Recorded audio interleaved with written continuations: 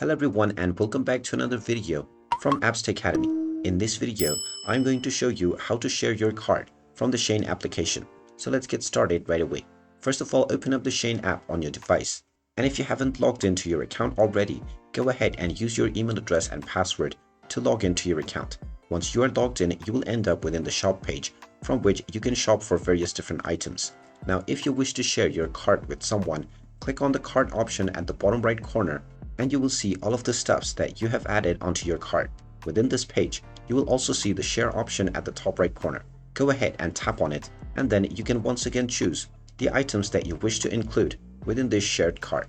After choosing your items, click on the share button once again, and now you will see the share options. You can either use your WhatsApp, Facebook, your message feature, or various other applications that are available. And you can also click on the copy link option to copy the Shein URL for your cart. Once you copy this link, you can share this with anyone with whom you wish to share your shopping cart with. And there you have it. That is how easy it is to share your cart with someone on Shein. If you find this video helpful, make sure you hit that like button and subscribe to our channel if you haven't done so already.